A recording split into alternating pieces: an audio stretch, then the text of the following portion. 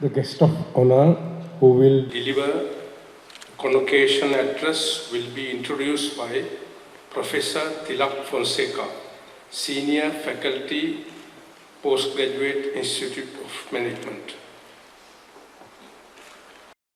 Chancellor and Vice Chancellor of the University of Jayewardenepura, Director PIM, Managing Director of the PIM International Center, distinguished academics, graduates, ladies and gentlemen. It is my pleasant task to introduce to this audience Mr. Weerathunge, who will be delivering the convocation address shortly. Mr. Weerathunge, known to his many friends as Lalit, hails from the village of Madia in Mathur district. He had his primary schooling at Rahul College, Mathur, and from grade 6 onwards at Royal College, Colombo. And then he gained admission to the BSc program at the Colombo University, 1969 to 1972. And after a short stint in the private sector, he joined the Sri Lanka Administrative Service in January 1977. And during a long and illustrious career spanning over 3 decades, he has held several key positions, serving successive regimes, working under several political masters. Now, what is the secret of success? First, Lalit is passionate about reforms in the public sector. He has done so much to re-engineer the government. His initiatives in the sphere of e-governance and distance education program for public servants. He knows his management theory very well. Besides the BSc, he holds an MBA and is also a fellow of the Hubert Humphrey Foundation of the University of Pennsylvania, USA. Lalit knows very well that in the world there are only 2 sets of countries, not rich countries and poor countries, only countries which are well managed and countries which are poorly managed. I leave it to the audience to place Sri Lanka in whatever category you like.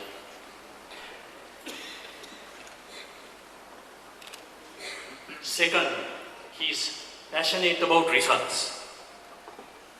Unlike most public servants who wait for things to happen, he wants to make things happen.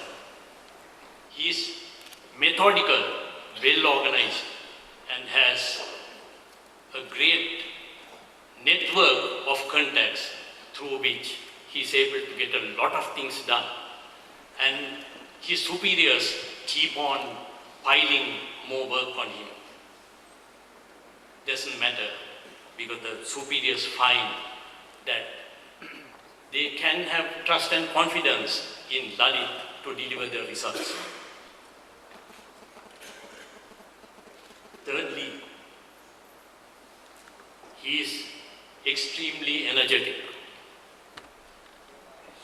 Unlike most public servants, he displays a boundless enthusiasm, a youthful exuberance which belies his age.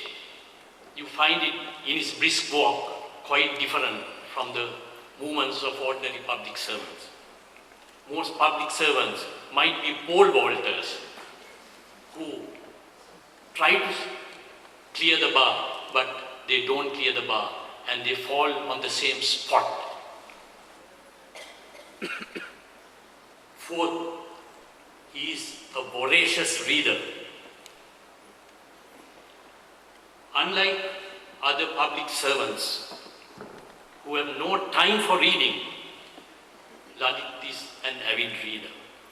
He keeps abreast of global and local developments. Unfortunately, most other public servants don't do that. And unfortunately for them, for that category, the world does not stay still. The world keeps moving and they stay behind. Fifthly, Lalit's PR skills, unmatched. I don't know how he has been able to do that. But I surmise, product of Royal College, Colombo, person from Mathura district, rural Mathura, obviously he must be a hosteler and he has to somehow live with Sinhalese students, Tamil students, Muslims, Malays, Buddhists, Christians, adherents of Islam. He has to manage, and he has to manage the relations in the political jungle as well. So that is the foundation. And sixth, his excellent communication skills, both oral and written, and fluency in Sinhala and Tamil. Equally fluent, the facility of expression, all that is there in Lalit. And finally, the humility of this person. He has never forgotten his friends and acquaintances. And it is this extraordinary public servant who will be delivering the convocation address to you today. Endowed with these 7 attributes I place before you, and the developed, acquired skills and competencies. It is this individual who will make the address to you today, ladies and gentlemen. And that is Mr. Lalit Weerathunge. Thank you.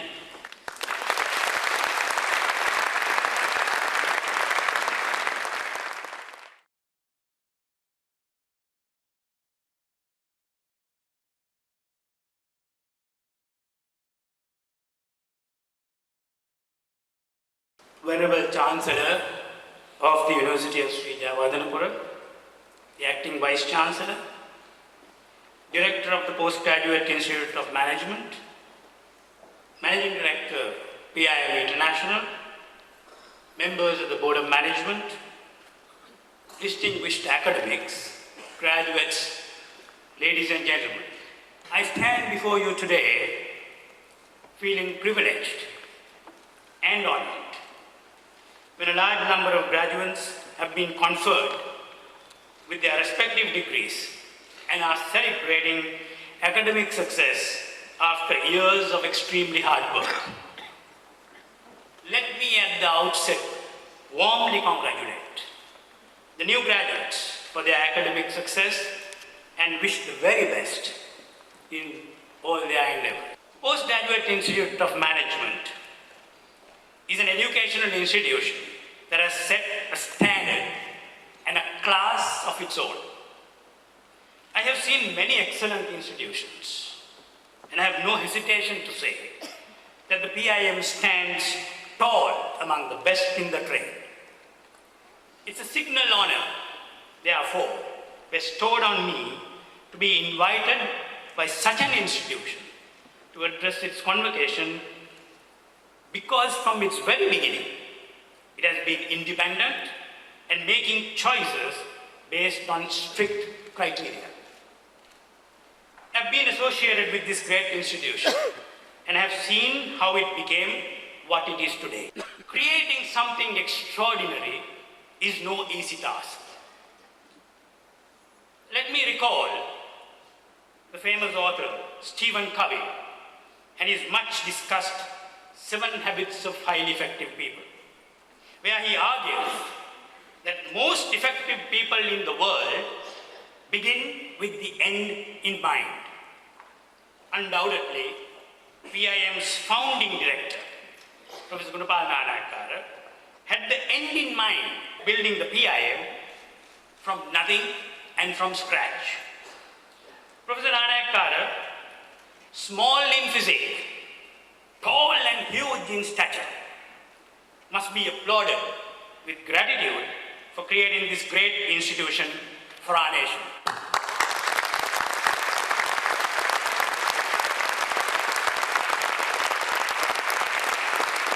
All the others who worked with him for their sheer hard work, sweat and toil in building this hallowed institution from scratch must be commended.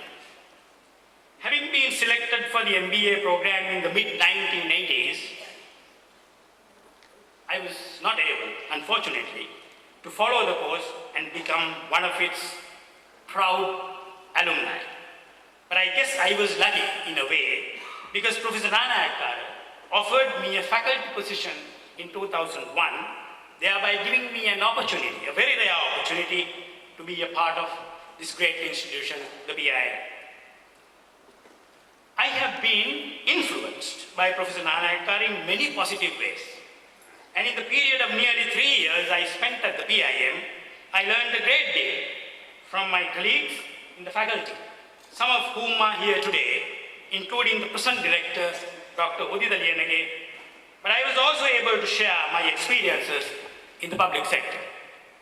The intellectual discourse that prevailed among the faculty between students and the faculty is unique, unparalleled. Coming back home, therefore, is a great reason for my intrinsic joy on this momentous occasion. Friends, it is difficult to think what one should be saying at a convocation. I think you must read the Harvard Commencement Speech 2008 by J.K. Rowling, the celebrated creator of Harry Potter, to understand the insights and the dynamics of preparing such an address. I'm going to read an extract of it so that I will be able to put my address this evening into the right context. I quote, "Delivering a commencement address is a great responsibility. Or so I thought until I cast my mind back to my own graduation. The commencement speaker that day was the distinguished British philosopher, Baroness Mary Warnock. Reflecting on her speech has helped me enormously in writing this one, because it turns out that I can't remember a single word she said. This liberating discovery enables me to proceed without any fear that I might inadvertently influence you to abandon promising careers in business, law, or politics for the giddy delights of becoming a gay wizard. You see, if all you remember in years to come is the gay wizard joke, I have still come out ahead of Baroness Mary Warnock," unquote. Well, I don't feel as helpless and helpless as J.K. Rowling. Dr. Lalitha, in his customary style, has been very specific. The teacher in him came out when he gently suggested that I speak on management education and development. This has many connotations. Lest it's misunderstood, I am focusing how management education could and should contribute towards a country's development. I am treating this important topic in the context of a new era of national development and well-being, the dawn of which you and I have been fortunate enough to witness. You young ladies and gentlemen will go out into the world armed with a well-earned MBA, and one of you, a great friend of mine, with a PhD. A great majority of you are already well employed. Few of you, I am sure, are in the public sector. Development is not the sole prerogative of the government. Government is only the mainstream and the facilitator for development, because creating public goods of value is one of the government's prime responsibilities. We are at the threshold of a new era, having achieved what many in the world thought was invincible. We have now got to get together, put our minds together, and help the government to take Sri Lanka forward in a new direction, to a new destination, a destination that will characterize one nation, united and bound together in a sense of camaraderie and collegiality. Management education is of great importance because the knowledge, skills, and attitude required for those managers in the national development process are so complex and multifaceted. It is only through a well-structured program, such as something that is being given in the PIM, that these could be imparted to budding managers both in the public and private sectors. Professor Narayan, I have to refer to him throughout my address, I'm sorry about it, through his well-compiled book, Managing in Sri Lanka, Problems and Prospects, has influenced in me my own thinking on this subject. He outlines a few home truths in his book, and I'm going to use them freely to build my argument. You as leaders and managers would play a key role in the determination of fundamental choices in the society. In your learning process, which I believe would not stop after your MBA studies, you certainly would have been exposed firstly to comprehend what these fundamental choices are, and secondly, to choose intelligently from among them. Fundamental choices, my dear friends, provide a basic framework for action and give direction to national and societal progress. Progress of a nation, a society, and at times a community, therefore depends on the choices you and I make. I believe you understand the gravity and the importance of your commitment in this process. Every time you make a choice, please remember it's a moment of truth. Having made a choice, the manager has to be efficient or productive in the implementation of the choice. It is here that you need organizations and their support. The manager has to use the organizational mechanism so that cost is minimized and time is used most productively in the achievement of results envisaged in the choice that you have made. Understanding of human behavior is of utmost importance because we use teams, groups, and individuals in different ways and combinations. We must use the best of technology, particularly IT, in the implementation of our choices. Communication is crucial. There are crucial conversations and crucial confrontations. You see a number of new books dedicated to these subjects today appearing in bookstores. Crucial conversations, my friends, are about disagreements. Two or more people, often having different opinions, don't know how to work through their differences, digress into silence or violence, and kill the free flow of ideas.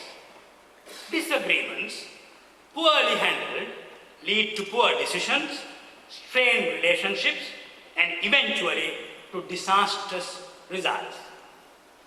Crucial confrontations, on the other hand, are about disappointments. Confrontations are made up of failed promises and missed expectations, and therefore comprise the very foundation of accountability. Questions like, why didn't you do what you were supposed to do, will be asked. Confrontations are complicated, prickly, and will keep you awake at night. These end only when a solution is reached and both parties are motivated and are able to comply. Let me say a few words about implementation. As a nation, we have not shown excellence in this facet of management. In general, project implementation, along with project management, is a very weak area. The only example of excellence in this vital component comes from our armed forces, who without any doubt have done an excellent implementation of what they were expected to do. What were they expected to do? They were expected to eliminate armed terrorists from our soil. And that they did before the expected time. Implementation is all about self-discipline and adhering to timelines and understanding the objectives you have set. Given the above, what should be the primary function of our management education and development? As I understand, the outcome of management education and development should be to develop leaders and managers with an objective mind, develop the analytical and innovative mind, enable them to understand strengths and weaknesses of the resources at one's command, develop the ability to make choices for system building, make them understand the innumerable complexities of human behavior, and empower them to use the best and state-of-the-art methods for implementation to take their organizations to the desired goal. As you know, managers with those abilities are rare. The job of management schools, therefore, has become exceedingly difficult. Whether in private or public sector, these new leaders who are before us will play leading roles in national development. For a moment, I want you to focus on development. Should development be interpreted only in terms of economic criteria and criteria for social justice, such as growth and distribution, or should it embody socio-cultural elements? In other words, should development also mean the promotion of certain socio-cultural values, for example, social cohesion? This has become more relevant and important than ever before. We are at the threshold of a new era of development and national integration. As our country's leader, His Excellency Mahinda Rajapaksa, has emphasized during the last few weeks, some sections of our population will not be considered minorities hereafter, and all will be treated the same and in an equal manner. We have defeated terrorism and shown the world, if there is a will, there is a way. We are a nation that has stayed resilient throughout 26 years of barbaric terrorism, when large numbers of innocent civilians were killed by terrorists to create a backlash. Development in the new era has assumed not only new paradigms, but enormous proportions. Friends, managers in this new era will have to possess new knowledge and skills that will enable them to work across language and cultural barriers, comprehend subtle emotional vicissitudes of people, and above all, keep their eyes and ears open and hearts and minds attuned to create a healthy and a robust nation. Whether it is the private sector or the public sector, workplaces are permutations and combinations of very complex human behavior patterns. Every second you live your life, you need to be sharp, alert, and be with a great presence of mind. Self-awareness at all times is essential if you want to survive. This is also true for your home. You cannot take its inhabitants for granted and behave in any way you want. There are situations that need to be carefully assessed and right responses made to a multitude of stimuli. This is certainly no easy task. I want to share with you something relevant in this regard. What the 26th President of the United States, the famous Theodore Roosevelt, said on April 23, 1910 at the Sorbonne, titled "The Man in the Arena." I quote, "It's not the critic who counts, not the man who points out how the strong man stumbles, or where the doer of deeds could have done them better.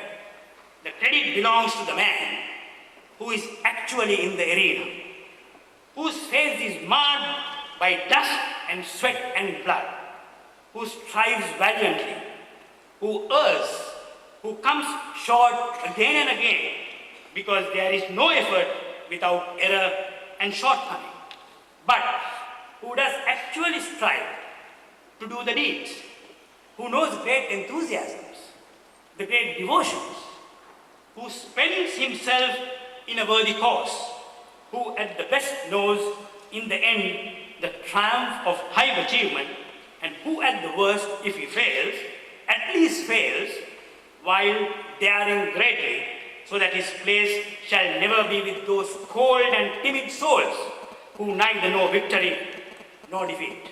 Unquote.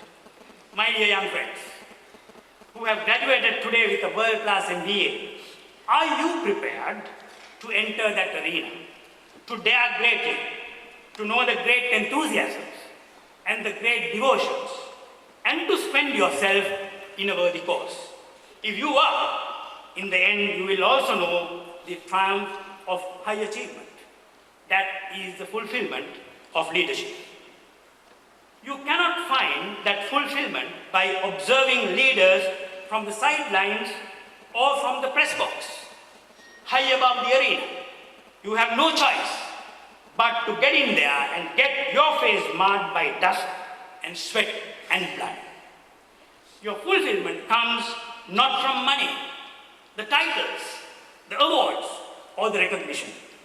These fleeting symbols of external gratification will vanish like thin air.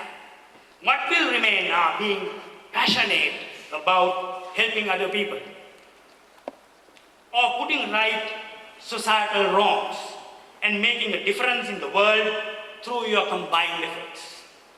There is no satisfaction in your personal life, professional life, that can compare to this fulfillment.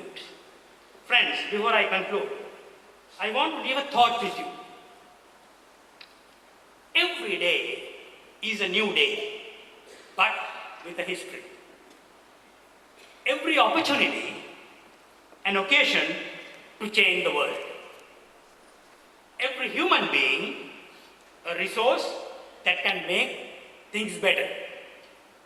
Every action, a chance to make the life of another meaningful.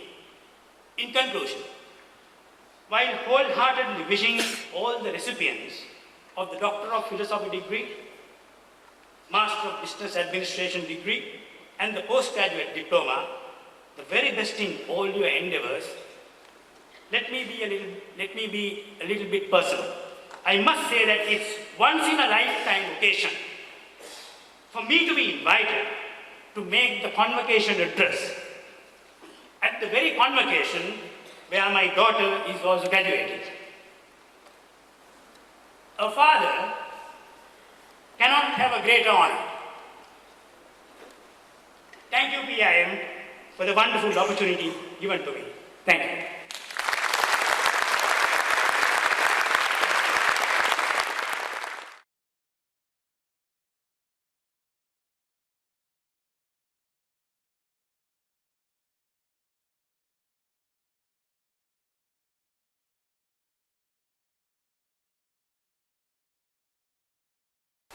As the Chancellor of the University, I congratulate all those who graduated today in various branches of the discipline of management, and I wish that you will be able to make a long-lasting contribution to and excel in the spheres of human activity you have chosen.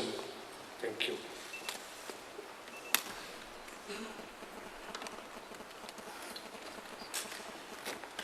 उपाधि प्रदानोत्सवය समाप्त වූ බව ප්‍රකාශ කරමි.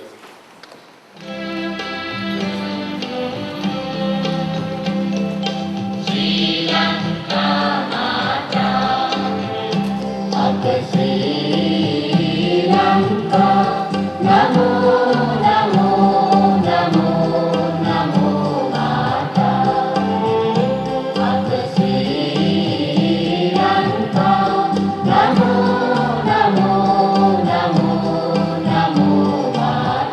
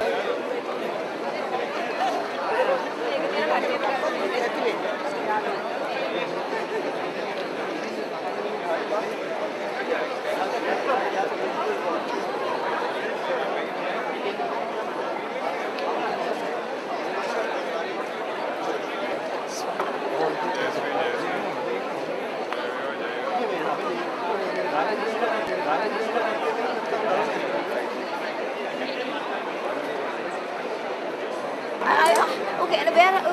I don't understand. This is studio. Mr. Kathina, we will make an announcement.